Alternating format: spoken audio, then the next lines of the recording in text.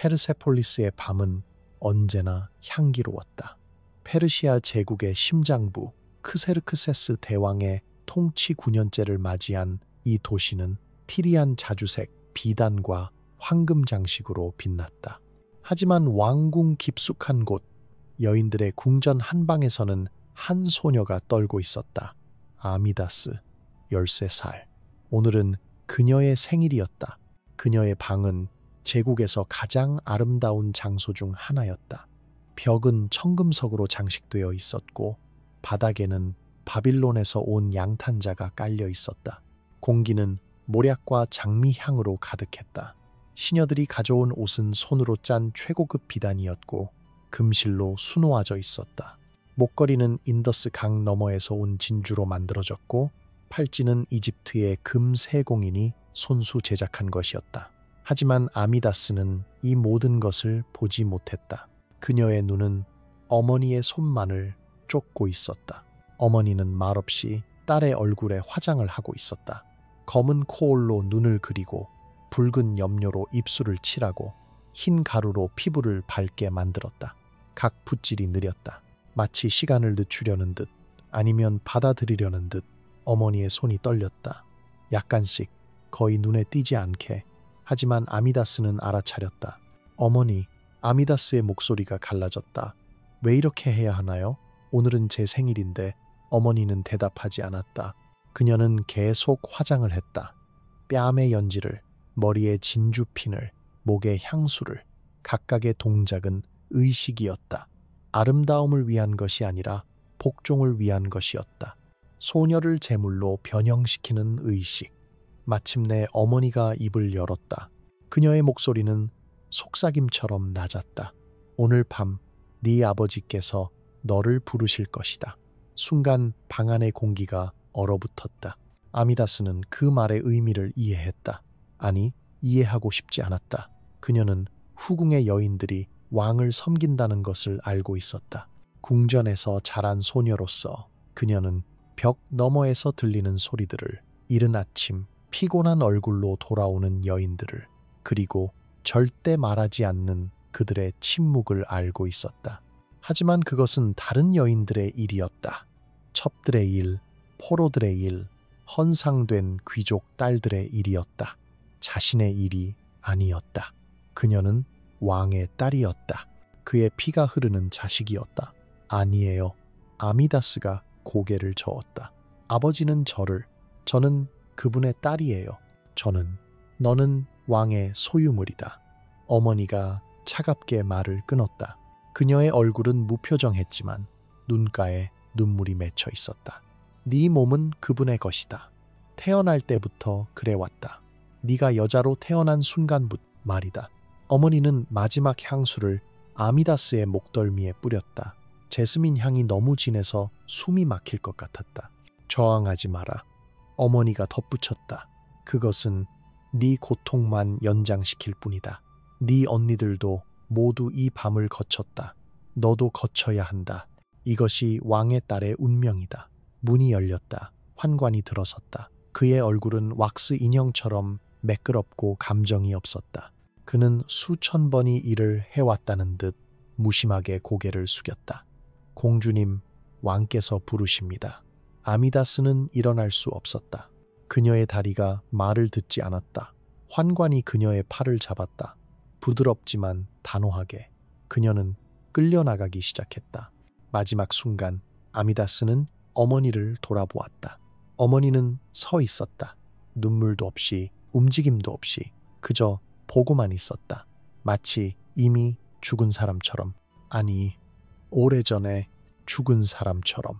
문이 닫혔다. 복도는 끝없이 길었다. 횃불이 벽에 그림자를 드리웠다. 아미다스의 그림자가 괴물처럼 크게 보였다. 그녀의 비단 드레스가 바닥을 쓸면서 스치는 소리가 속삭임처럼 들렸다. 소유물, 소유물, 소유물. 그녀는 13살이었다. 그리고 이 밤 이후 그녀는 결코 같은 사람이 아닐 것이었다. 그 밤에 무슨 일이 있었는지 아미다스는 평생 말하지 않았다. 다음 날 아침 시녀들이 그녀를 데리러 왔을 때 그녀는 침대 구석에 웅크리고 있었다. 눈은 허공을 응시하고 있었고 몸은 미동도 하지 않았다. 그들이 그녀를 씻기려 했을 때 그녀는 비명을 질렀다. 물이 피부에 닿는 것조차 견딜 수 없다는 듯이 시녀들은 서로를 바라보았지만 아무 말도 하지 않았다. 그들도 알고 있었다. 이것이 처음이 아니었으니까. 아미다스는 3일 동안 먹지 않았다. 일주일 동안 말하지 않았다. 한 달이 지나자 그녀는 다시 걷기 시작했지만 그녀의 걸음걸이가 달라져 있었다. 더 느리고 더 조심스럽고 마치 언제든 부서질 수 있는 무언가를 조심하듯 그녀의 눈빛도 변했다. 13살 소녀의 눈이 아니라 1000년을 산 사람의 눈이었다. 궁전의 다른 여인들은 그녀를 보면 고개를 숙였다. 동정이 아니었다. 인정이었다. 그녀가 이제 그들과 같은 세계에 속한다는 인정. 침묵의 세계, 말할 수 없는 상처의 세계, 생존만이 유일한 승리인 세계. 하지만 이것은 아미다스만의 이야기가 아니었다. 크세르크세스에게는 딸들이 많았다. 정확히 몇 명이었는지는 기록에 남아있지 않다. 페르시아의 공식 연대기는 왕자들의 이름만 기록했다. 공주들은 숫자였다. 왕의 여러 딸들 또는 왕실의 여성들이라는 집합명사로만 존재했다. 하지만 그리스 역사가들의 기록에서, 산발적인 문헌에서, 그리고 무엇보다 침묵 속에서 우리는 진실을 읽을 수 있다. 그들 모두가 아미다스와 같은 운명을 맞았다. 어떤 이는 12살에, 어떤 이는 14살에, 어떤 이는 첫 월경이 시작된 바로 그날 밤에. 환관들은 명부를 가지고 있었다. 왕의 딸들의 나이와 발육 상태를 기록한 명부. 적절한 시기가 되면 이름이 불렸다. 그리고 그 소녀는 다시는 예전의 자신으로 돌아오지 못했다. 이것은 고립된 사건이 아니었다. 일회성 광기가 아니었다. 이것은 시스템이었다. 제도였다. 정상화된 권력의 의식이었다. 왜 아무도 막지 않았을까? 왜 후궁의 여인들은, 환관들은, 신하들은, 심지어 왕비조차도 침묵했을까? 대답은 간단하면서도 끔찍하다. 그들에게 이것은 자연스러운 일이었기 때문이다. 왕의 권리였기 때문이다. 신의 뜻이었기 때문이다. 우리는 여기서 멈춰서서 물어야 한다. 도대체 크세르크세스는 누구였는가? 어떤 문화적 구조가 이런 행위를 자연스럽다고 여기게 만들었는가? 어떻게 아버지가 자신의 딸을 소유물로 볼 수 있었는가? 어떻게 한 제국 전체가 이를 묵인할 수 있었는가? 이것은 단순히 한 괴물에 관한 이야기가 아니다. 이것은 괴물을 생산하고 그들을 신이라 부른 시스템에 관한 이야기다. 이것은 절대 권력이 가족을 파괴하고 인간성을 짓밟고 고통을 의식으로 변형시킨 이야기다. 그리고 이 시스템의 뿌리를 이해하기 위해서는 우리는 더 깊이 들어가야 한다. 크세르크세스가 어떻게 왕이 되었는지, 페르시아 제국이 무엇을 신성하다고 믿었는지, 그리고 왜 왕들이 자신을 신의 화신이라고 주장했는지를 권력의 정점에서 신성과 타락은 종종 구분할 수 없을 만큼 뒤엉킨다. 크세르크세스의 통치는 바로 그 어두운 교차점에 서 있었다. 크세르크세스는 우연히 왕이 된 것이 아니었다. 그의 혈통은 페르시아 제국 역사상 가장 순수했다. 아버지는 다리우스 대제, 페르시아를 인더스 강에서에게 해까지 확장한 정복자였다. 어머니는 아토사, 키루스 대제의 딸이자 페르시아 건국자의 직계 후손이었다. 크세르크세스의 혈관에는 두 왕조의 피가 흘렀다. 그는 신들이 선택한 자였다. 적어도 그렇게 믿어졌다. 하지만 순수한 혈통만으로는 충분하지 않았다. 페르시아의 왕위 계승은 단순한 장자 상속이 아니었다. 그것은 정치적 계산, 신의 징표, 그리고 때로는 피의 제거였다. 다리우스에게는 크세르크세스보다 나이가 많은 아들들이 있었다. 다른 후궁들에게서 난 아들들.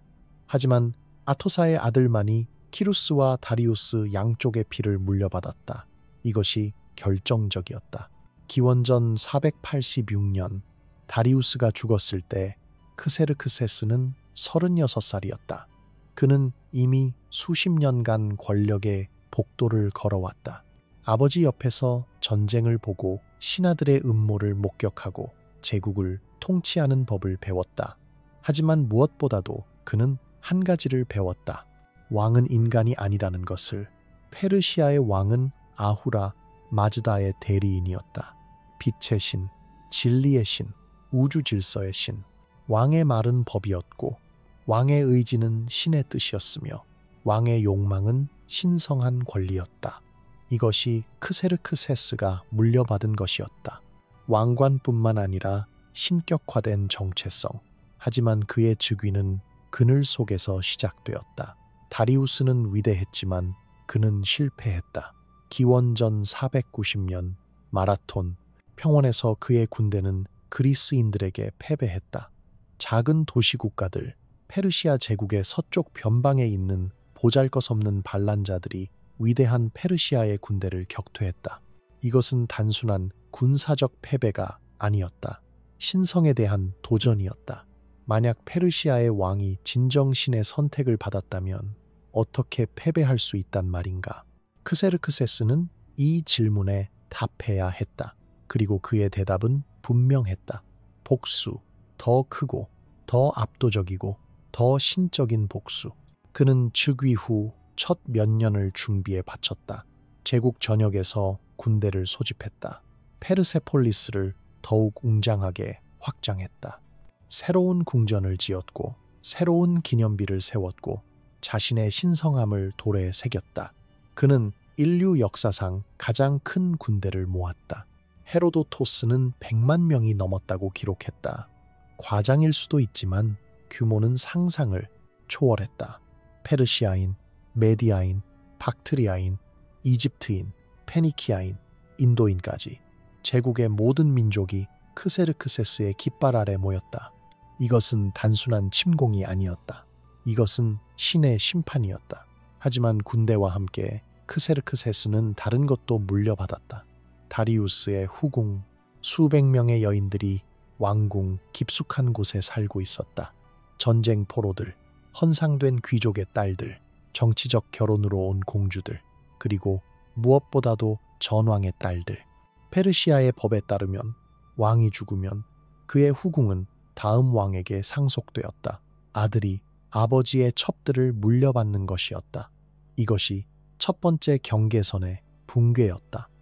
아버지의 여인이 아들의 여인이 되는 순간 가족의 구조는 이미 왜곡되어 있었다.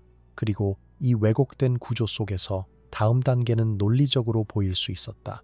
만약 계모를 취할 수 있다면 딸은 왜 안 되는가? 크세르크세스의 통치 초기에는 이런 행위의 명백한 증거가 보이지 않는다. 어쩌면 처음에는 망설였을지도 모른다. 어쩌면 처음에는 경계가 있었을지도. 하지만 권력은 부패한다. 절대 권력은 절대적으로 부패한다. 그리고 신이라고 믿는 사람에게는 경계선이 없다. 그리스 원정이 준비되는 동안 페르세폴리스의 후궁에서는 다른 종류의 정복이 진행되고 있었다. 조용하고 은밀하고 하지만 돌이킬 수 없는 정복.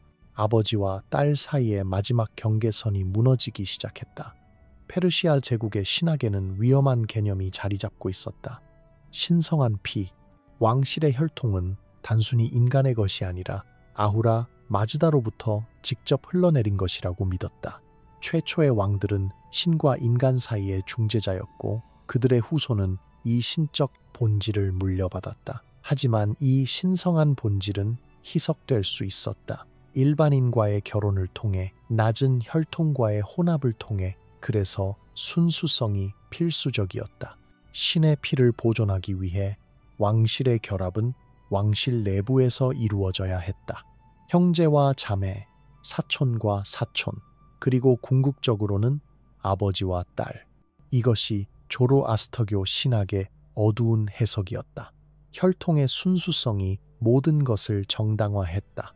이집트의 파라오들도 형제 자매 간의 결혼을 했다. 프톨레마이오스 왕조는 이것을 제도화했다. 하지만 페르시아는 한 걸음 더 나아갔다. 아베스타, 조로아스터교의 경전 중 일부 해석에서는 크바에트 바다타라는 개념이 등장한다. 근친, 결혼. 일부 사제들은 이것을 가장 신성한 결합으로 해석했다. 신적 본질을 가장 순수하게 유지하는 방법으로. 물론 모든 조로아스터교 학자들이 이에 동의한 것은 아니었다. 많은 이들은 이것을 왜곡이라고 보았다. 하지만 왕궁에서는 학자들의 논쟁이 중요하지 않았다. 중요한 것은 왕이 무엇을 믿고 싶어 하는가였다. 그리고 크세르크세스에게 이 신학적 논리는 완벽한 도구였다. 왕실의 사제들은 조심스럽게 이론을 발전시켰다. 왕과 그의 딸 사이의 결합이 자손의 신적 정당성을 강화한다고 주장했다. 이것은 단순한 욕망이 아니라 의무였다. 제국의 안정을 위한, 신의 뜻을 실현하기 위한, 우주적 질서를 유지하기 위한 신성한 의무였다. 근친상간은 죄가 아니라 성사가 되었다. 이런 논리는 크세르크세스에게 도덕적 면죄부를 제공했다. 그는 자신의 욕망을 신의 명령으로 변형시킬 수 있었다. 딸을 침실로 부르는 것은 개인적 방종이 아니라 종교적 의식이었다. 각각의 행위는 신성을 보존하는 것이었다. 적어도 그렇게 말할 수 있었다. 하지만 진실은 더 단순하고 더 추악했다. 신학은 권력의 도구였다. 종교는 학대의 가면이었다. 그리고 신성한 피라는 개념은 소녀들을 보호하는 것이 아니라 그들을 희생시키는 데 사용되었다. 그리스 역사가 헤로도토스는 이런 관습을 기록하면서 명백한 혐오를 드러냈다. 그는 페르시아인들이 자연의 법칙을 어겼다고 썼다. 그들이 가족의 신성함을 더럽혔다고 비난했다. 물론 헤로도토스는 편향되어 있었다. 그는 그리스인이었고 페르시아는 적이었다. 그의 기록은 프로파간다의 요소를 담고 있었다. 하지만 그의 혐오는 중요한 것을 보여준다. 페르시아 밖의 세계는 이것을 자연스럽게 보지 않았다. 이것은 문화적 상대주의의 문제가 아니었다. 이것은 권력 남용이었고 모든 문명이 인식할 수 있는 종류의 잔인함이었다. 그리스인들은 페르시아를 전제 정치의 화신으로 묘사했다. 왕이 법 위에 있고 모든 것을 소유하고 심지어 자신의 가족까지도 소비하는 제국으로. 그리고 그들이 완전히 틀린 것은 아니었다. 페르시아 내부에서도 불편함이 있었다. 귀족들은 속삭였다. 하인들은 눈을 피했다. 어머니들은 밤에 울었다. 하지만 아무도 공개적으로 말하지 않았다. 왜냐하면 이 일을 제기하는 것은 왕에게 도전하는 것이었고, 왕에게 도전하는 것은 신에게 도전하는 것이었고, 신에게 도전하는 것은 죽음을 의미했기 때문이다. 그래서 시스템은 계속되었다. 신학이 학대를 정당화하고 권력이 침묵을 강요하고 소녀들이 제단에 바쳐졌다. 신성한 피를 보존한다는 이름으로, 제국의 안정이라는 이름으로. 하지만 실제로는 한 남자의 통제되지 않는 권력이라는 이름으로 크세르크세스는 자신이 신적이라고 믿었다. 그리고 신에게는 금기가 없었다. 여인들의 궁전은 낙원처럼 보였다. 정원에는 장미와 제스민이 피어 있었고 분수에서는 시원한 물이 흘렀다. 방들은 페르시아 융단으로 덮여 있었고 벽에는 청금석과 금으로 장식된 모자이크가 빛났다. 소녀들은 최고급 비단을 입었고 보석으로 치장했으며 제국에서 가장 훌륭한 음식을 먹었다. 그들에게는 선생님들이 있었다. 음악을 가르치는 선생님, 춤을 가르치는 선생님, 시를 가르치는 선생님. 겉으로 보기에 이것은 특권이었다. 하지만 낙원은 감옥이기도 했다. 왕의 딸들은 태어날 때부터 후궁 안에서 자랐다. 그들은 외부 세계를 거의 보지 못했다.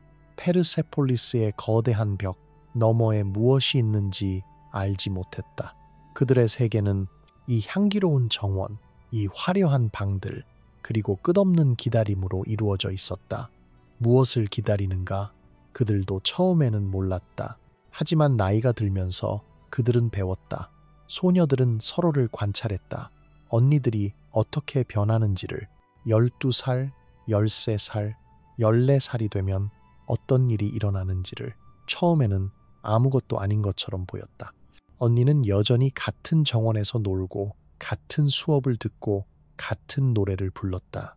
하지만 어느 날 밤 환관이 왔다. 그리고 언니는 사라졌다. 몇 시간 후 언니가 돌아왔을 때 그녀는 다른 사람이었다. 외형은 같았다. 같은 얼굴, 같은 머리카락, 같은 옷대. 하지만 눈이 달랐다. 무언가가 꺼져 있었다. 내면의 빛이, 어린 시절의 불꽃이 사라졌다. 그녀는 더 이상 웃지 않았다. 아니, 웃기는 했지만 그 웃음에 영혼이 없었다. 그녀는 더 이상 놀지 않았다. 그녀는 조용히 앉아서 벽을 바라보았다. 그리고 다음 달 또 다른 언니가 불려갔다. 그 다음 달에는 또 다른 언니가 차례차례 체계적으로 피할 수 없이. 어머니들은 이 패턴을 알고 있었다. 그들 자신도 같은 운명을 겪었기 때문이다. 일부는 딸들을 준비시키려 했다. 부드럽게, 간접적으로 진실을 말하지 않으면서 진실을 암시하며 왕께서 너를 부르실 것이다. 너는 복종해야 한다. 저항은 소용없다. 다른 어머니들은 부인했다. 그들은 딸들에게 아무 말도 하지 않았다. 마치 말하지 않으면 일어나지 않을 것처럼. 하지만 부인도 준비도 아무것도 바꾸지 못했다. 소환의 의식은 언제나 같았다. 저녁 무렵 환관이 소녀의 방에 나타났다. 오늘 밤 왕께서 너를 보고 싶어 하신다. 그러면 시녀들이 몰려들었다. 그들은 소녀를 목욕시켰다. 장미 꽃잎이 떠있는 온수에서 그들은 그녀의 피부를 문질렀다. 너무 세게, 마치 무언가를 벗겨내려는 것처럼, 아니면 무언가를 준비하는 것처럼. 목욕 후 향수가 발랐다. 목덜미에, 손목에, 무릎 뒤에. 냄새가 너무 강해서 숨이 막혔다. 그 다음 화장, 눈을 그리고 입술을 칠하고 뺨을 붉게 만들었다. 마치 인형을 만드는 것처럼. 아름다운 인형, 살아있는 인형. 하지만 인형, 옷은 가장 얇은 비단이었다. 거의 투명한 몸의 윤곽을 드러내는. 보석은 최소한이었다. 작은 귀걸이, 가는 팔찌. 왕은 장식을 좋아하지 않았다. 그는 살을 보고 싶어 했다. 준비가 끝나면 소녀는 거울 앞에 섰다. 그녀는 자신을 알아보지 못했다. 거울 속의 여자는 낯선 사람이었다.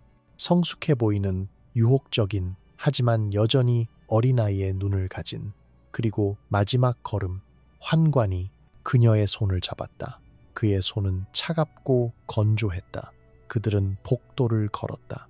끝없는 복도, 횃불로 밝혀진 복도, 그림자가 춤추는 복도. 각 걸음은 영원처럼 느껴졌다. 소녀는 도망치고 싶었다. 비명을 지르고 싶었다. 하지만 그녀의 몸은 움직이지 않았다. 마치 꿈속에서처럼, 마치 악몽 속에서처럼 그녀는 계속 걸었다. 왕의 방문 앞에서 환관이 멈췄다. 그는 소녀를 돌아보았다. 그의 얼굴은 무표정했지만 그의 눈에는 무언가가 있었다. 연민? 아니면 그저 익숙함? 그는 이것을 수백 번 했다. 수백 명의 소녀들을 이 문 앞에 데려왔다. 그들 중 누구도 같은 모습으로 나오지 않았다. 문이 열렸다. 안에서 왕이 기다리고 있었다. 그의 시선은 차갑고 소유적이었다. 애정이 없었다. 사랑이 없었다. 단지 권리만 있었다.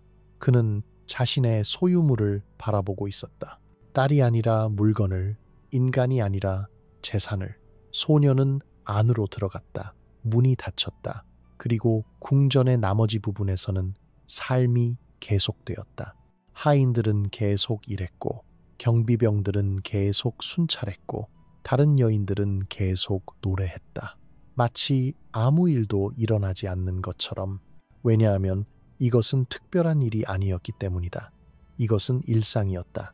이것이 왕의 딸로 사는 것의 의미였다. 황금 세장 속의 삶, 언제나 다가오는 밤을 기다리는 삶, 그리고 그 밤 이후 결코 회복되지 않는 삶. 아르타인테라는 이름의 공주가 있었다. 크세르크세스의 딸들 중 한 명, 16살쯤 되었을 때의 그녀. 그리스 기록에 따르면 그녀는 아름다웠다고 한다. 하지만 아름다움은 왕궁에서 축복이 아니라 저주였다. 그것은 왕의 눈길을 끌었고 왕의 욕망을 자극했고 결국 파멸을 가져왔다. 아르타인테는 이미 아버지의 침시를 경험했다. 그녀도 다른 자매들처럼 그 의식을 거쳤다. 하지만 그녀에게는 다른 것이 있었다. 희망이었을까? 아니면 단지 절망적인 반항이었을까? 그녀는 마시스테스라는 남자와 가까워졌다. 마시스테스는 크세르크세스의 매제였다. 왕의 여동생 아메스트리스와 결혼한 남자, 귀족이자 장군이자 왕실의 일원, 그와 아르타인테 사이에 무슨 일이 있었는지는 명확하지 않다. 사랑이었을까? 단순한 친밀감이었을까? 아니면 그저 아버지가 아닌 다른 사람과의 인간적 연결을 갈구한 것이었을까? 관계의 성격이 무엇이든 그것은 발견되었다. 궁전에는 비밀이 없었다. 환관들이 보고 시녀들이 속삭이고 경쟁자들이 고발했다. 그리고 소식은 왕에게 전해졌다. 크세르크세스의 반응은 즉각적이고 잔인했다. 하지만 그의 분노의 대상은 예상 밖이었다. 그는 마시스테스를 직접 벌하지 않았다. 아르타인테도 즉시 벌하지 않았다. 대신 그는 마시스테스의 아내를 선택했다. 자신의 여동생을 선택했다. 아메스트리스를. 왜? 권력의 논리는 종종 이해하기 어렵다. 어쩌면 크세르크세스는 마시스테스를 직접 죽이면 정치적 반발이 있을 것을 두려워했을지도 모른다. 마시스테스는 영향력 있는 귀족이었고 군대에 충성스러운 지지자들이 있었다. 아니면 왕은 단순히 더 잔인한 방법을 원했을지도. 한 남자를 죽이는 것보다 그의 아내를 파괴하는 것이 더 고통스러운 메시지를 보낼 수 있었다. 아메스트리스는 체포되었다. 그녀는 왕의 여동생이었다. 왕실의 피를 가진 여인이었다. 하지만 그것은 그녀를 구하지 못했다. 왕의 명령에 따라 그녀는 공개적으로 절단되었다. 코, 귀, 입술, 가슴. 역사가들은 정확한 세부 사항에 대해 엇갈리지만 메시지는 명확했다. 왕의 소유물에 손대는 자는 그의 가족조차도 인간성을 박탈당할 것이다. 그녀의 몸은 전시되었다. 경고로서, 공포의 상징으로서. 아메스트리스가 무슨 죄를 지었는가? 아무것도. 그녀는 남편의 행동을 통제할 수 없었다. 하지만 권력은 논리를 필요로 하지 않았다. 권력은 고통만 필요로 했다. 마시스테스는 살려졌다. 적어도 처음에는 그는 아내의 절단된 몸을 보았고 메시지를 이해했다. 그는 반란을 시도했다. 박트리아로 도망쳐 군대를 모으려 했다. 하지만 그도 결국 잡혔고 처형되었다. 그의 아들들도 함께 죽었다. 혈통을 지우는 것, 이것이 페르시아의 방식이었다. 그리고 아르타인테는 그녀의 운명은 기록에서 사라진다. 어떤 역사가들은 그녀가 즉시 처형되었다고 주장한다. 다른 이들은 그녀가 궁전의 더 깊은 곳으로 추방되어 평생 감금되었다고 말한다. 진실이 무엇이든 그녀는 더 이상 언급되지 않는다. 마치 그녀가 존재하지 않았던 것처럼, 마치 그녀의 이름조차 지워진 것처럼. 이 사건은 페르시아 궁정 전체에 충격을 주었다. 왕이 자신의 여동생을 훼손할 수 있다면 누가 안전한가? 왕이 자신의 딸의 관계를 이렇게 잔인하게 처벌한다면 무엇이 금지된 것인가? 역설이 명백했다. 왕은 자신의 딸들과 동침할 수 있었지만 그들이 다른 누구와도 연결되는 것은 용납할 수 없었다. 이것은 소유에 관한 것이었다. 순수한, 절대적인, 변명할 수 없는 소유. 왕의 딸들은 그의 재산이었다. 그들의 몸, 그들의 의지, 그들의 감정조차도 그들은 사랑할 수 없었다. 선택할 수 없었다. 자신들에게 속할 수 없었다. 그들은 오직 왕에게만 속했다. 아메스트리스의 절단된 몸은 경고였다. 여인들의 궁전에 사는 모든 여자에게, 모든 딸에게, 모든 어머니에게 저항은 불가능했다. 도망은 불가능했다. 심지어 인간적 연결조차 불가능했다. 왕실의 혈통에 태어난 여자에게 남은 것은 오직 생존뿐이었다. 그리고 생존의 가격은 자신의 모든 것을 포기하는 것이었다. 크세르크세스는 이 사건 이후 더욱 편집증적이 되었다. 그는 딸들을 더 가까이 지켰다. 그들의 움직임을 더 제한했다. 감시를 강화했다.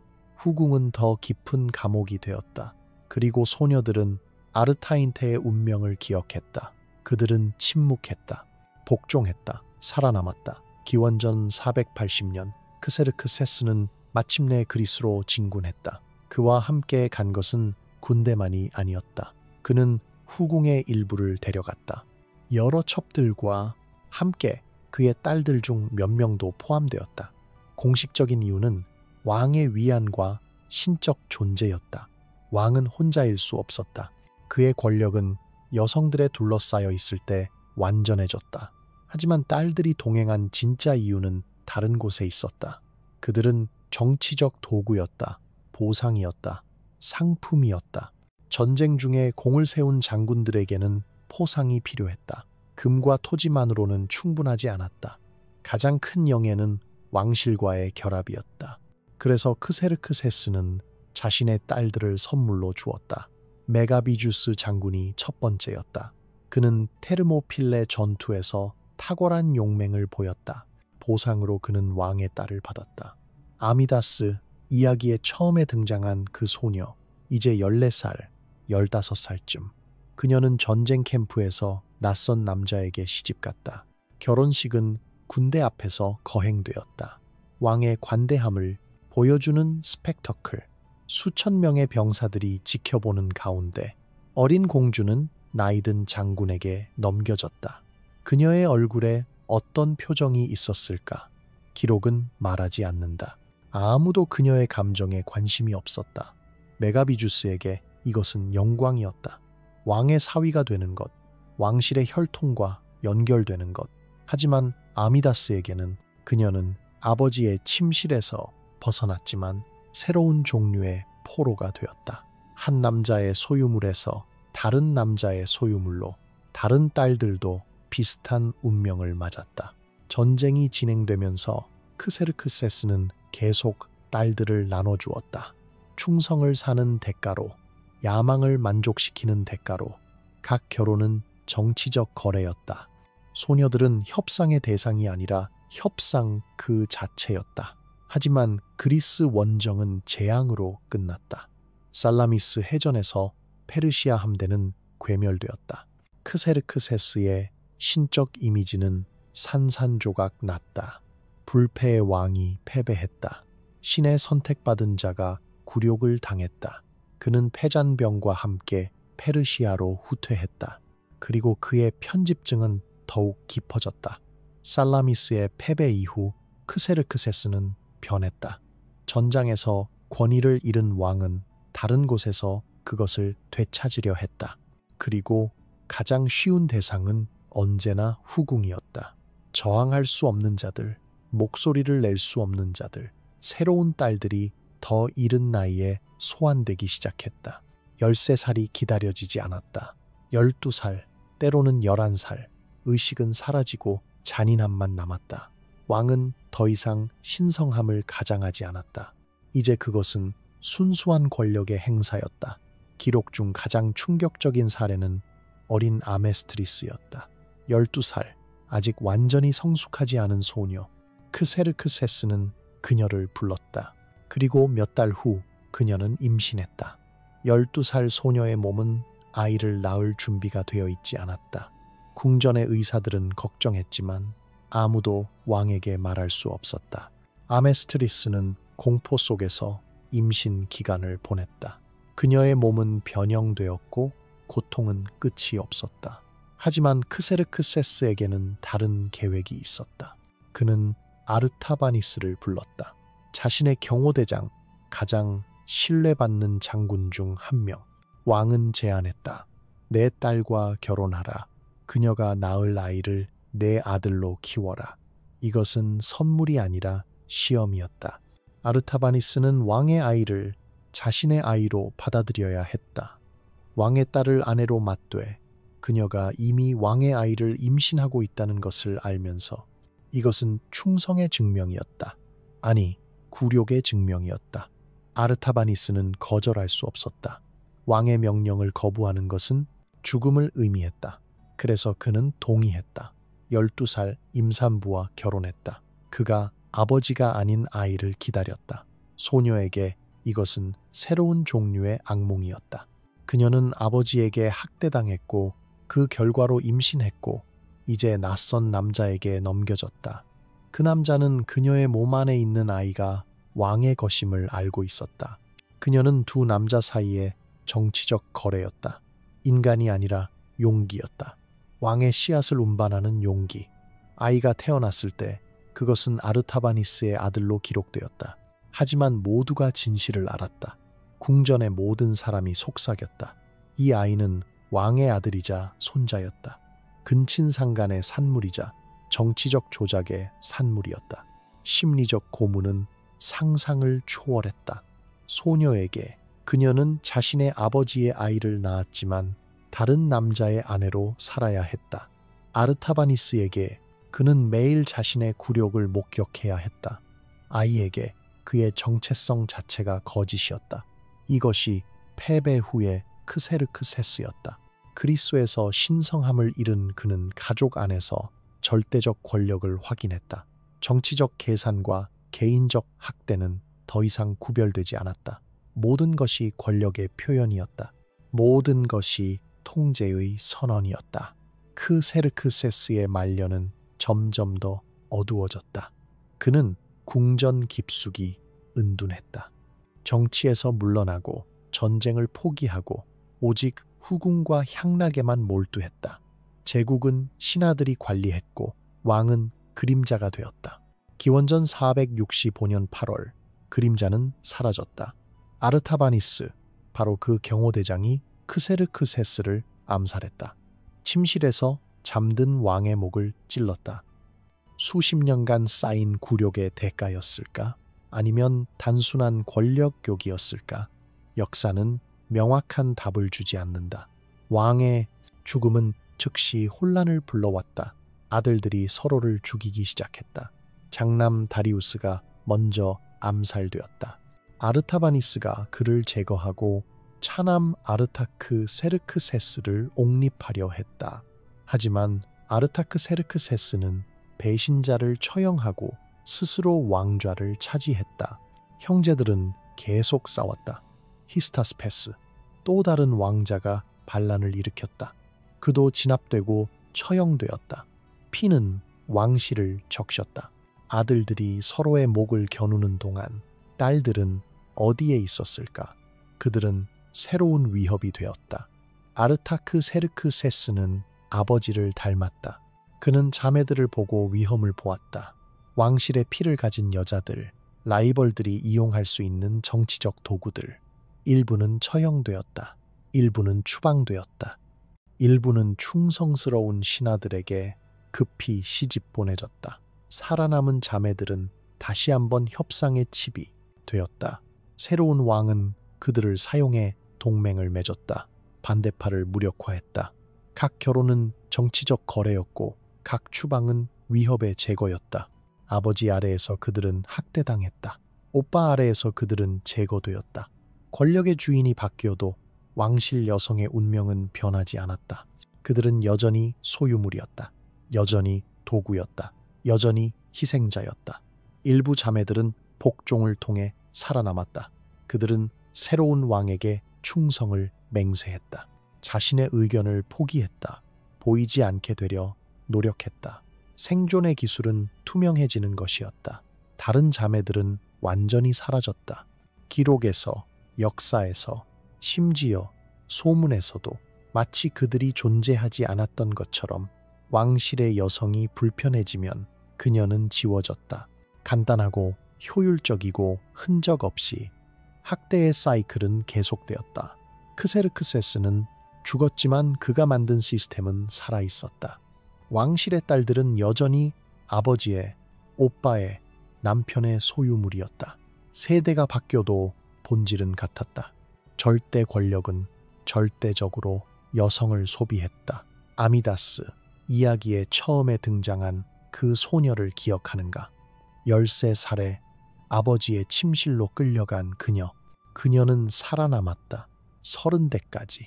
메가비주스와의 결혼 후 그녀는 제국의 변방으로 보내졌다.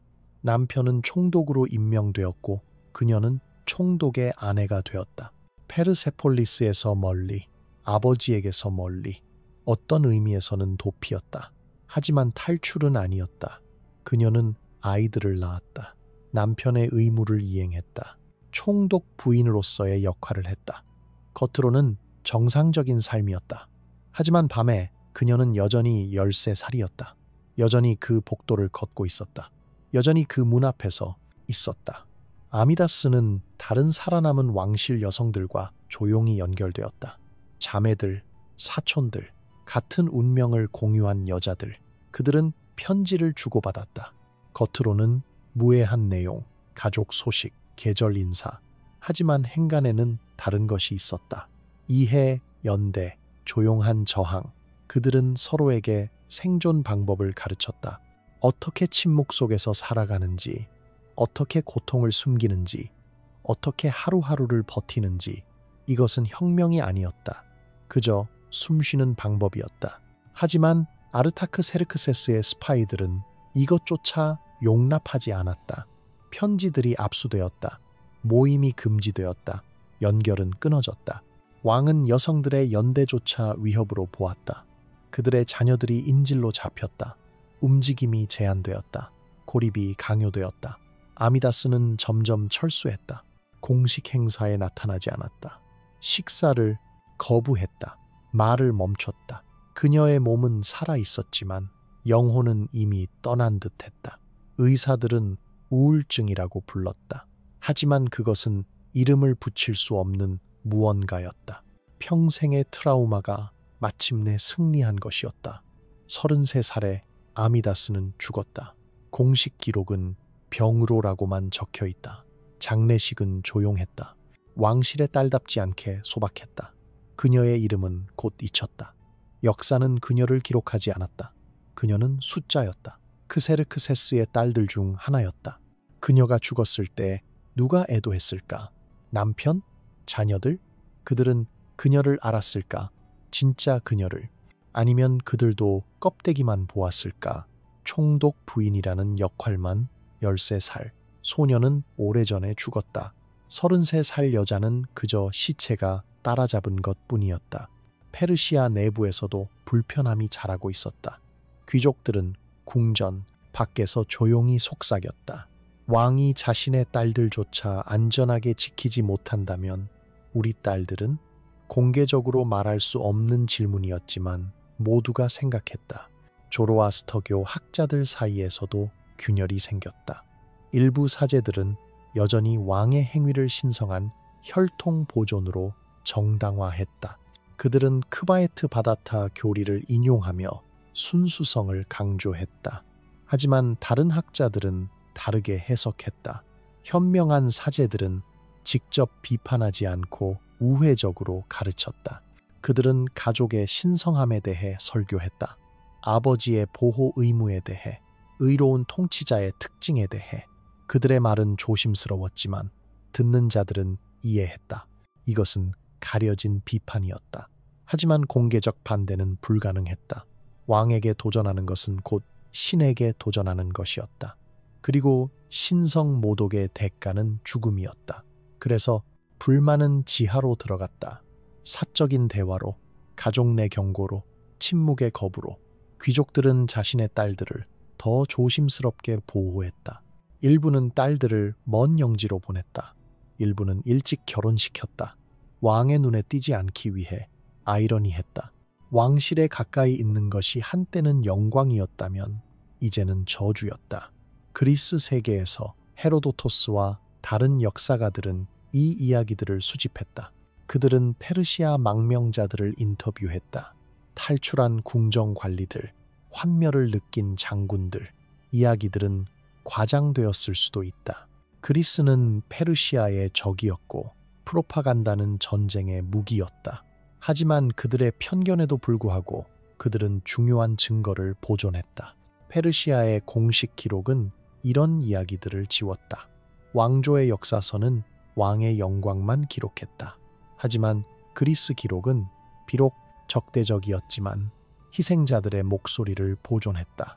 헤로도토스는 페르시아를 전제 정치의 극단적 예로 제시했다. 왕이 모든 것을 소유하는 곳, 법이 왕의 욕망인 곳, 가족조차 권력의 도구인 곳. 그는 이것을 그리스 민주주의와 대비시켰다. 정치적 동기가 있었지만 핵심은 진실이었다. 이 이야기는 도덕적 교훈이자 정치적 경고가 되었다. 절대 권력이 어떻게 문명을 내부에서 부패시키는지, 신성한 왕권이 어떻게 가장 신성한 것, 가족을 파괴하는지, 제국이 얼마나 웅장하든 만약 그 안에서 딸들이 안전하지 않다면 그것은 이미 무너지고 있는 것이었다. 크세르크세스의 죽음 이후 그의 후계자들은 그의 가장 어두운 전통을 물려받았다. 왕실의 딸들을 선물로, 아내로, 외교 도구로 사용하는 관행은 계속되었다. 아르타크, 세르크세스, 그리고 그 이후의 왕들도 마찬가지였다. 시스템은 제도화되었다. 이것이 페르시아 왕조에 남긴 유산은 파괴적이었다. 가족 내 신뢰는 완전히 붕괴되었다. 형제는 형제를 의심했다. 자매는 라이벌이 되었다. 아버지와 자식 사이에는 애정 대신 계산만 남았다. 모든 관계가 권력 게임이 되었다. 왕실 아이들은 공포 속에서 자랐다. 왕자들은 형제들이 언제 자신을 제거할지 몰랐다. 공주들은 아버지나 오빠가 언제 자신을 소환할지 아니면 누구에게 팔아넘길지 몰랐다. 사랑은 사치였다. 생존만이 유일한 목표였다. 이런 환경에서 자란 세대는 정상적인 인간관계를 맺을 수 없었다. 그들은 애정을 조작으로 배웠다. 친밀함을 약점으로 배웠다. 그들이 왕이 되었을 때 그들은 같은 패턴을 반복했다. 트라우마는 세대를 거쳐 전승되었다. 왕조 전체가 이 독에 감염되었다. 궁정은 끊임없는 음모의 장이 되었다.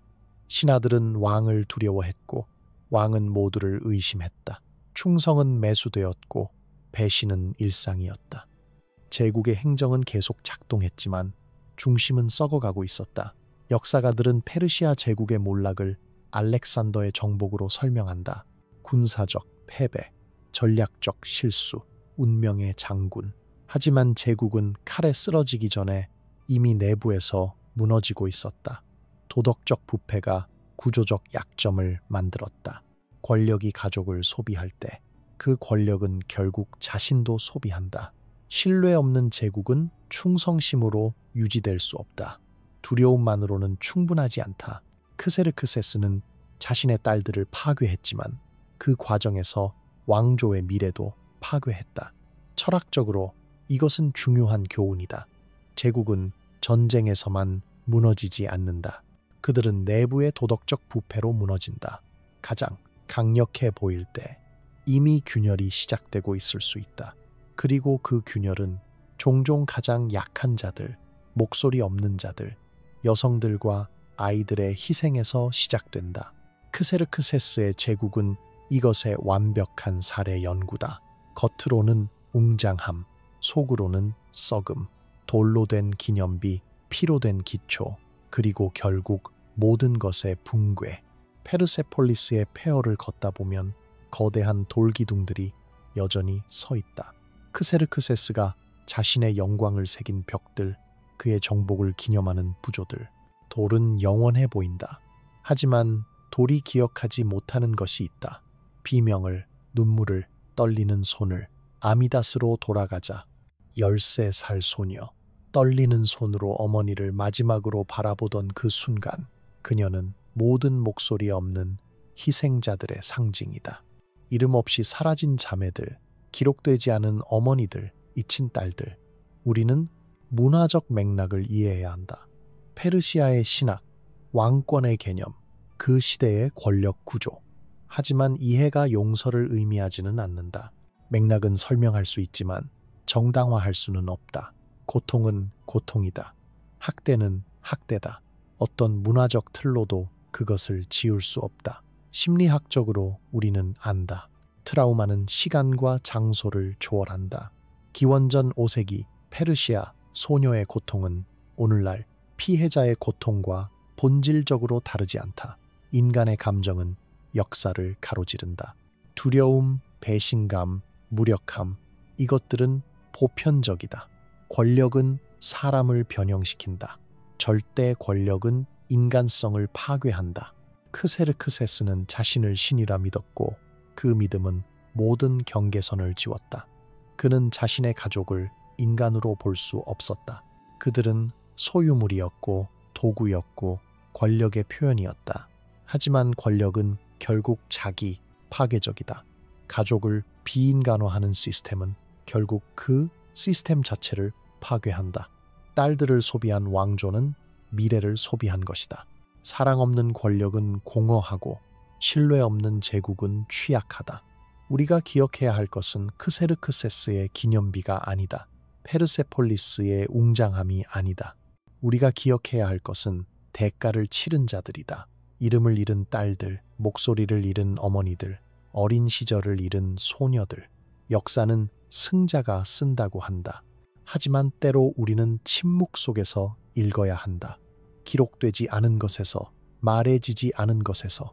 페르시아의 공식 연대기는 왕의 영광만 말한다. 하지만 빈 공간에서 우리는 다른 이야기를 듣는다. 페르세폴리스의 폐허에 서서 우리는 질문해야 한다. 무엇이 진정으로 역사에 남는가? 돌인가? 아니면 그 돌 아래 묻힌 인간성인가? 권력의 기념비인가? 아니면 그 권력이 파괴한 삶들인가? 역사의 교훈은 명확하다. 통제되지 않는 권력은 항상 희생자를 찾는다. 그리고 그 첫 희생자는 종종 집안에 있다. 가장 가까운 곳에, 가장 약한 곳에, 가장 목소리 없는 곳에. 이것이 크세르크세스와 그의 딸들의 이야기다. 권력의 어두운 이면, 침묵 속에 묻힌 역사. 이런 과거의 이야기들이 같이 있다고 생각한다면 좋아요를 눌러주세요. 구독 버튼을 눌러 역사의 더 깊은 진실들을 계속 만나보세요. 채널 멤버십에 가입하시면 새로운 영상을 조기에 시청하실 수 있고 이 채널을 지원하실 수 있습니다. 댓글로 여러분의 생각을 나눠주세요. 역사는 대화를 통해 살아 숨쉽니다. 다음 이야기에서 만나요.